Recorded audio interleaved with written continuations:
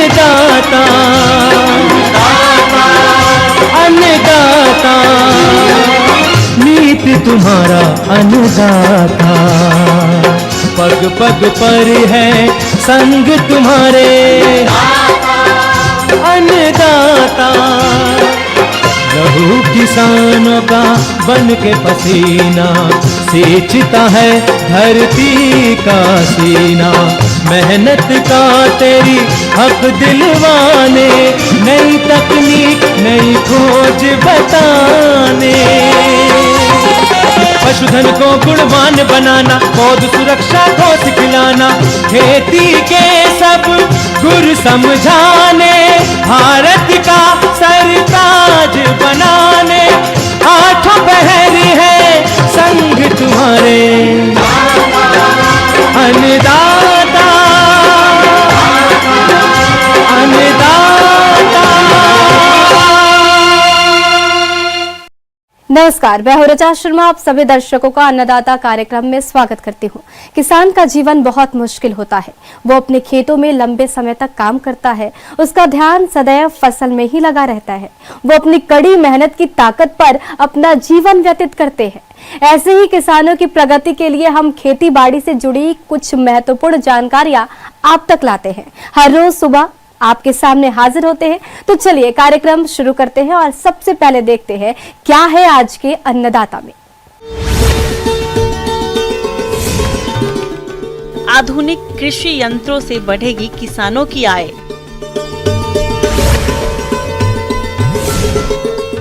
किसान कैसे करे वानिकी वृक्षों की नर्सरी तैयार।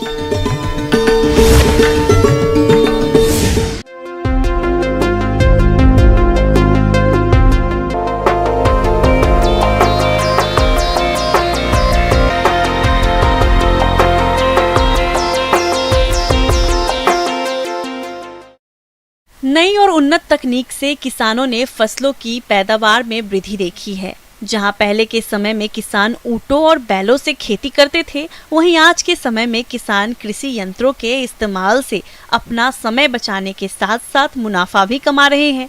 तो चलिए आज हम इन्हीं आधुनिक कृषि यंत्रों के बारे में विस्तार से जानते हैं कृषि इंजीनियर निधि कुमारी से।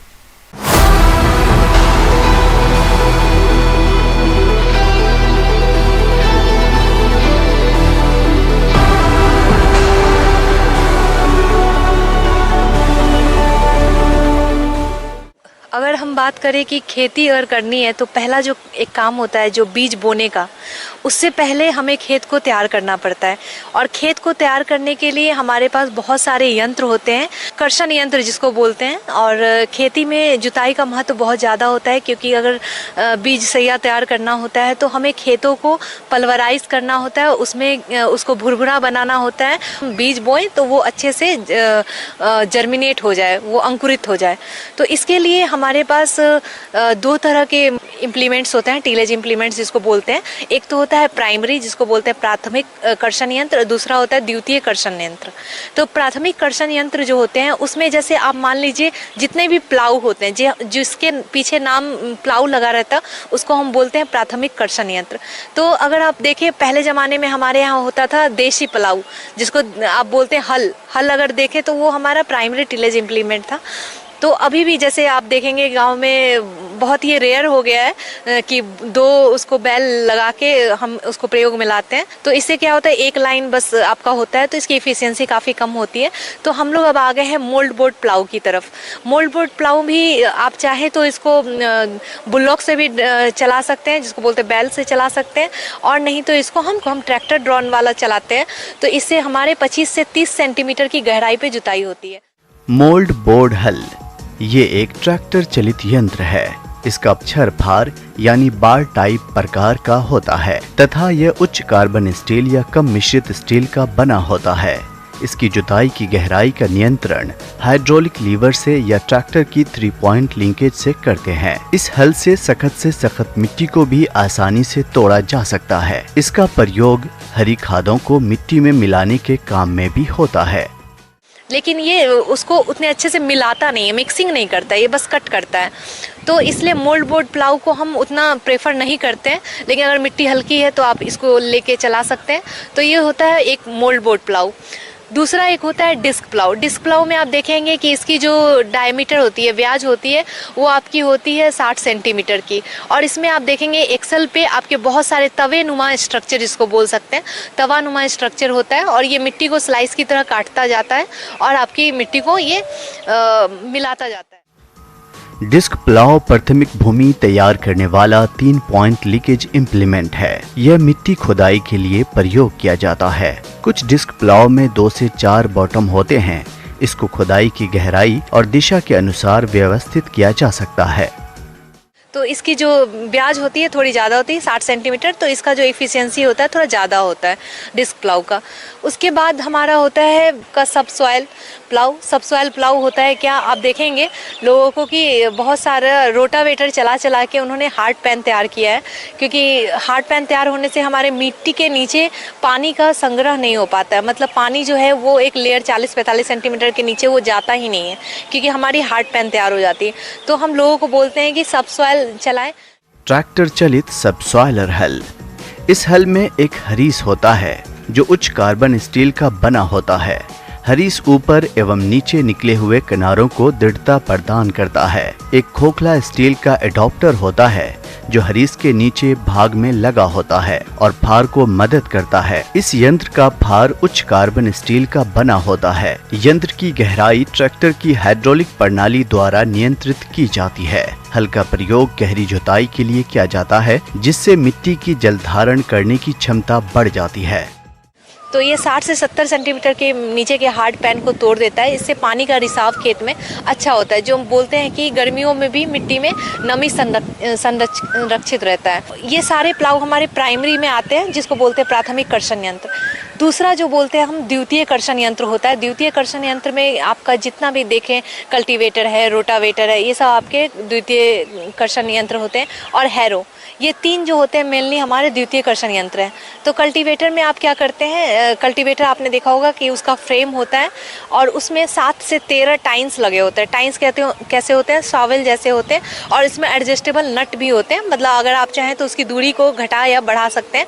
तो कल्टीवेटर में क्या होता है, ये थोड़ा अच्छा माना जाता है, क्योंकि इसमें आप मिट्टी को पलटते भी हैं और मिलाते हैं। आप देखेंगे मिट्टी फाड़ की तरह कटता है और मिलता जाता है। तो इसमें कल्टीवेटर भी बहुत अच्छा काम करता है और काफ़ी प्रचलित है कल्टी के नाम से अपने यहाँ। उसके बाद अगर देखें तो दूसरा होता है हमारे यहाँ हैरो। हैरो में हमारे यहाँ डिस्क हैरो काफ़ी प्रचलित है।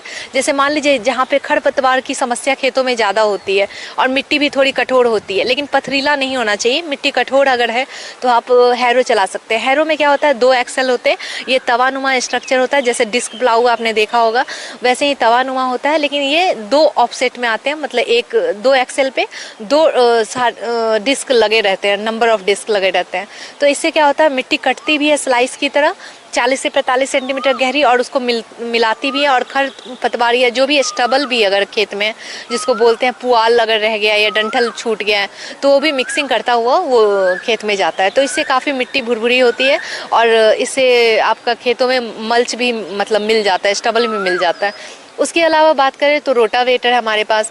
रोटावेटर में क्या होता है कि मिट्टी भुरभुरी भी होती है और वो साथ साथ वो प्राइमरी और सेकेंडरी टिलेज दोनों ही साथ में अच्छे से करती है। लेकिन रोटावेटर हम ज़्यादा रिकमेंड नहीं करते, क्योंकि हार्ड पैन बहुत जल्दी तैयार होता है रोटावेटर में। इस प्रकार इसके उपयोग से उपज में 30% तक की वृद्धि हो सकती है। मिट्टी में सुधार होता है, मिट्टी की जलधारण क्षमता बढ़ती है, खेत की कठोर परत टूट जाती है। इससे मिट्टी को पौधों की जड़ों के विकास के अनुकूल बनाने में मदद मिलती है। मिट्टी के नीचे छुपे हानिकारक कीट, उनके अंडे, प्यूपा आदि मिट्टी की ऊपरी सतह में आ जाते हैं, जो सूर्य के सीधे संपर्क में आने से नष्ट हो जाते हैं। तो ये भी एक बहुत अच्छी विधि है। लेकिन हमें जो भी अगर टिलेज इम्प्लीमेंट चलाना है तो हमें ये ध्यान रखना होता है कि खेतों में कंकड़ पत्थर, जैसे बड़े बड़े बोल्डर्स हैं, पत्थर है, ये सब नहीं होना चाहिए खेत में। अगर है तो आप इसको परिष्करण कर लें, उसके बाद आप अपने टिलेज इम्प्लीमेंट को चलाएं। दूसरी बात ये होती है कि अगर आप किसी भी प्रकार से कोई भी मशीन अगर प्रयोग में लाते हैं तो उसका रख रखाव बहुत ही ज़रूरी है। आप इसको अगर गीली मिट्टी अगर लगी है तो इसको आप हटाएं, इसको सुखाएं, हटाने के बाद इसको ग्रीसिंग करें, जहाँ जहाँ नट बोल्ट्स हैं वहाँ पे बियरिंग है उसको आप ग्रीसिंग करें। उसके बाद अगर आप बात कर लें कि अनुदान राशि मिलती है तो आप इसका लाभ उठा सकते हैं और ये काफ़ी बढ़िया है, आप कृषि यांत्रिकरण को अपना सकते हैं। धन्यवाद। ब्रेक के बाद आप सभी दर्शकों का अन्नदाता में स्वागत है। चलिए अब रुक करते हैं अगली कड़ी की ओर। आज किसानों की जोत कम हो रही है, ऐसे में फसलों के साथ साथ क्षेत्रीय पेड़ों को लगाना काफी फायदे का सौदा है। अगर आप भी खाली पड़ी जमीन और खेत की मोड़ों पर वानिकी वृक्षों को लगाना चाहते हैं तो इसकी नर्सरी तैयार करनी होगी। तो आप किस प्रकार से तैयार करें वानिकी वृक्षों की नर्सरी, इस बारे में बता रहे हैं कृषि वैज्ञानिक डॉक्टर ML अली।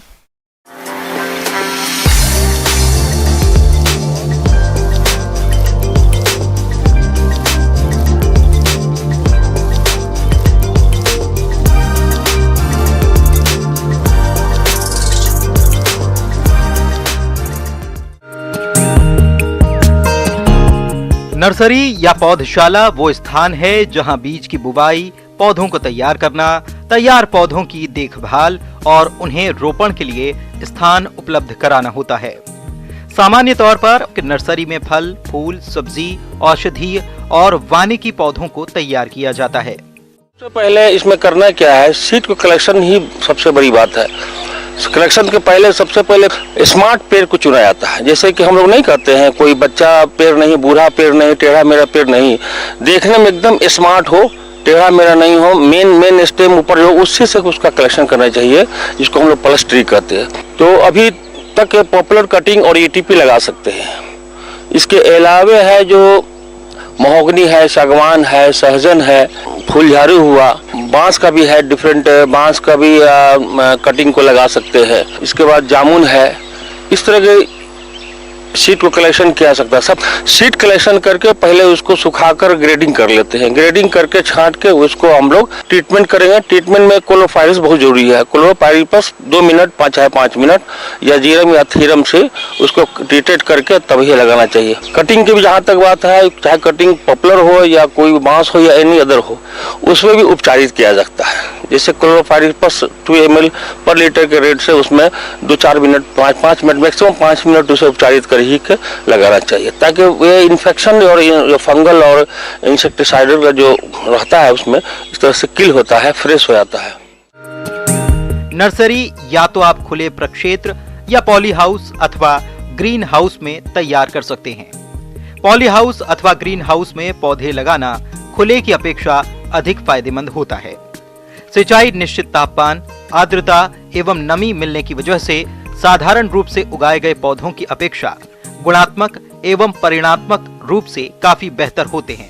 1:1 रेशियो मिट्टी है, बालू है इसका और खाद FIM, उसको मिक्स करके पॉलीथीन में लगा रेडी रख देना चाहिए और तब सीड डालना चाहिए। ट्रीटेड करके उपचारित कर ही के मतलब उसमें डालना चाहिए। जमीन में भी सोइंग किया जा सकता है, लेकिन उतना इफेक्टिव नहीं होगा, उसको प्लांटेशन में थोड़ा दिक्कत होती है। इसीलिए वो पॉलीथीन में करने पर उसको आसानी से जहां आपको साइड में जहां लगाना है वहां पर आप लगाते हैं। पौधशाला हेतु उपलब्ध 4 इंच चौड़ाई और 10 इंच लंबाई की पॉलीथीन थैलियां लेकर 5 से 6 छिद्र कर लें। थैली के आधे भाग में 10 से 12 छिद्र हो जाएंगे। इसके बाद थैलियों को भरने के लिए पौधशाला की क्यारियों में ही छनी हुई गोबर की खाद, चिकनी मिट्टी और बालू रेत को बराबर भाग में मिलाकर मिश्रण बना लें और फिर थैलियां भरना शुरू करें। थैलियां भरकर क्यारियों में सीधे रखें, जिससे छोटे पौधे कलम लगाने और पानी देने में आसानी होगी।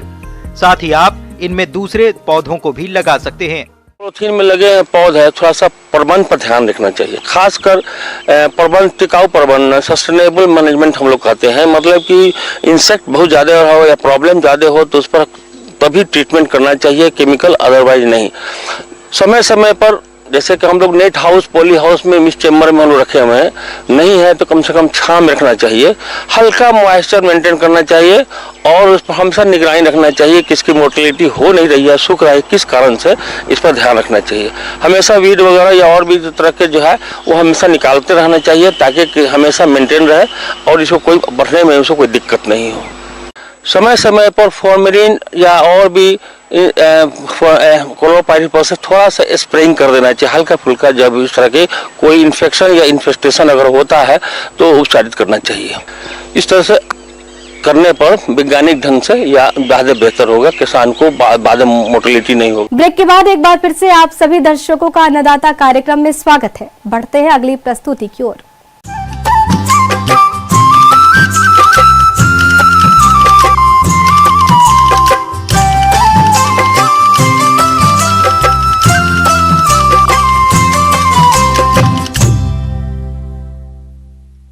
वक्त के साथ साथ खेती का नक्शा भी तेजी से बदल रहा है और ये जरूरी भी है, क्योंकि बदलते जमाने में खेती बाड़ी के पुराने तौर तरीकों से किसानों का गुजारा होना भी मुश्किल होता जा रहा है।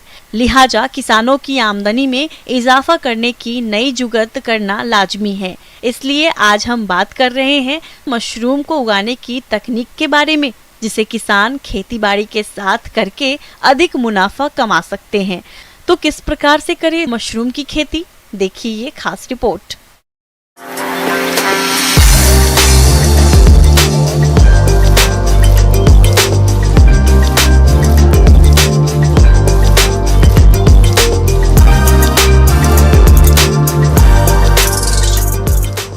किसान भाइयों, आज हम एक ऐसे मशरूम की बात करेंगे जिसमें काफ़ी मतलब औषधीय गुण रहता है, मेडिसिनल प्रॉपर्टीज होती है जिसे ऋषि के नाम से जाना जाता है या गैनोडर्मा के नाम से भी जाना जाता है। और काम शुरू करने से पहले मार्केट का भी आपको ध्यान रखना है। आपने अपने आसपास के और जगह पर इसके मार्केट को टैप करना है। जैसे आपको मार्केट मिल जाएगा तब जाके आप इस काम को शुरू कर सकते हैं। ऋषि मशरूम, जिसे गैंड्रोमार के नाम से भी जाना जाता है, इसे वंडर मशरूम भी कहा जाता है, जो दुनिया का सबसे खारा मशरूम है। ये लगभग 6 रंगों की होती है। ऋषि मशरूम का उत्पादन जो किसान भाई करना चाहते हैं वे किस तरह से करें जिससे अच्छा मुनाफा मिल सके, वह इस प्रकार से है। खेती करने के लिए इसकी टेम्परेचर रिक्वायरमेंट है वो 30 से 35 डिग्री सेंटीग्रेड है, क्योंकि ये कुछ पेड़ों का पैरासाइट भी है, कुछ पेड़ों को मार देता है। तो क्रॉप को जब फसल ले लेते हैं उसके बाद डिस्पोज करने से पहले बैगों को कमरे के अंदर ही ट्रीट करें, फॉर्मलिन से ट्रीट करें या ऐसी जगह पर इन जो बचे अवशेष है उसको जला दें ताकि ये बाहर ना फैल सकें और पेड़ों को नहीं मार सके। इसकी खेती आमतौर पर लकड़ी के बुरादे पे की जाती है, खासकर वो उन पेड़ों का बुरादा जिनके पत्ते चौड़े होते हैं। और जैसे कि इसका जो पोषाधार या सबस्ट्रेट कहते हैं उसको तैयार करने के लिए हम जैसे मान लीजिए 1 क्विंटल आपने बुरादा लिया लकड़ी का, उसमें 20% चोकर, 1% कैल्शियम कार्बोनेट और 0.5% जिप्सम मिला देते हैं। पहले तो सबस्ट्रेट को जो बुरादा है उसको अच्छी तरीके से भिगो देते हैं। भिगोने के बाद जो बाकी मटेरियल है उसको अच्छी तरह से मिलाकर 1.5 से 2 kg सबस्ट्रेट जो पोषाधार है पीपी बैग में भरते हैं। अगर आप इससे ज़्यादा मात्रा में सबस्ट्रेट भरते हैं तो इसमें ऑटोक्लेव की दिक्कत आएगी, इसमें स्टरलाइजेशन प्रॉपर नहीं हो पाता। और उसके बाद जब ऑटोक्लेव करेंगे, जब बैग ठंडे हो जाएंगे तो उसमें इसकी बिजाई की जाती है 3% के हिसाब से, क्योंकि इसमें टॉप लेयर से पानी की संभव हो पाता है। तो नॉर्मली एक बैग में 30 से 35 ग्राम बीज डालते हैं हम लोग।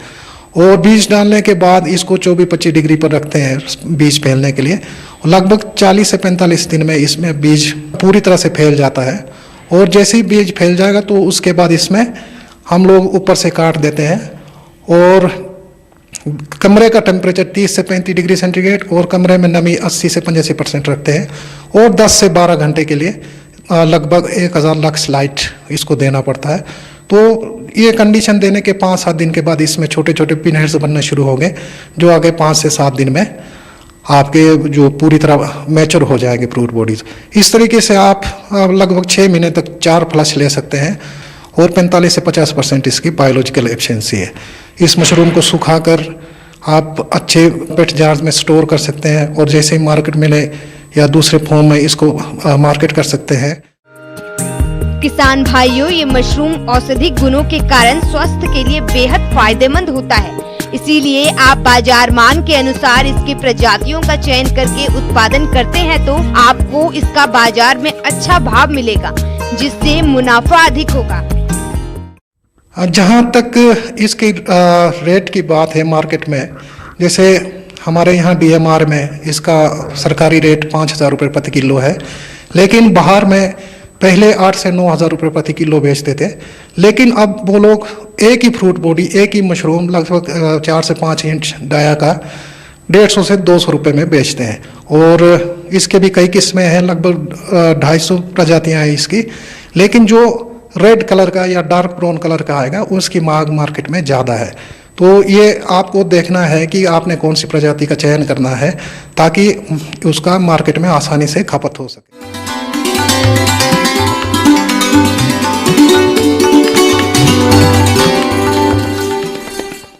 अन्नदाता हेल्पलाइन निःशुल्क फोन संपर्क सेवा के माध्यम से आपके द्वारा पूछे गए प्रश्नों में से 1 या 2 महत्वपूर्ण प्रश्न को हम अपने कार्यक्रम में शामिल करते हैं। इसी के तहत आज का चयनित प्रश्न और इसका जवाब इस प्रकार है। आज के अन्नदाता हेल्पलाइन में जिस प्रश्न को कार्यक्रम में शामिल किया गया है उसे पूछा है गांव खुड़ासा, जिला बाड़मेर के किसान राहुल कुमार ने। आप गाय की थारपारकर नस्ल के बारे में जानकारी चाहते हैं, तो राहुल कुमार जी आपकी जानकारी के लिए प्रस्तुत है कार्यक्रम का यह अंश।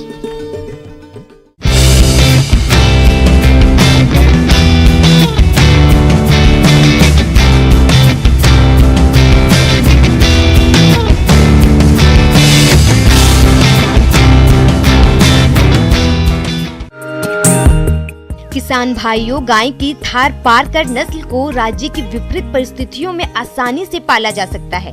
इसकी अधिक देखभाल करने की आवश्यकता नहीं रहती है, लेकिन यदि आप इसकी उचित देखभाल करते हैं तो इससे अधिक दूध उत्पादन लिया जा सकता है। गाय की ये नस्ल सूखे और चारे की कमी की स्थिति के दौरान छोटी जंगली वनस्पतियों को खाकर भी फल फूल सकती हैं। आहार के रूप में सूखा चारा खाकर भी ये उत्पादन देती हैं, लेकिन संतुलित आहार खिलाकर इसकी उत्पादन क्षमता को बढ़ाया जा सकता है। थारपारकर नस्ल की गाय के इन लक्षणों को पशुपालक देखकर आसानी से पहचान सकते हैं। इस नस्ल की गाय का सफेद या धूसर रंग, पूर्ण विकसित माथा, कानों की तरफ झुके हुए मध्य सींग, सामान्य कदकाठी वाली इस गाय की ऊंचाई 3.5 से 4.25 फीट होती है। वैसे गाय का वजन लगभग 400 किलो, बैल का वजन 450 किलो होता है।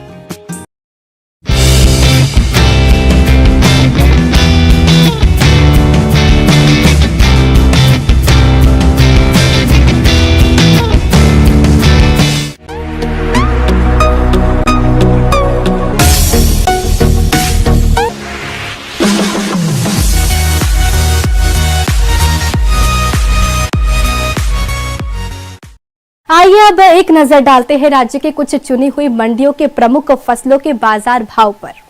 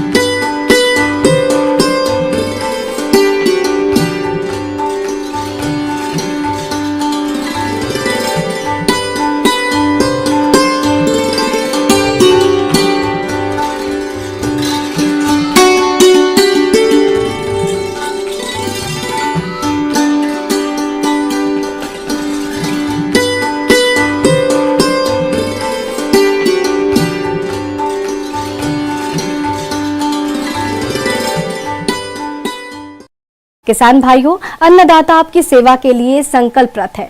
कृषि संबंधित समस्या और सुझावों के लिए आप हमें इस पते पर संपर्क भी कर सकते हैं। प्रोड्यूसर अन्नदाता, news 18 Rajasthan, Ramoji film city, Hyderabad 501512।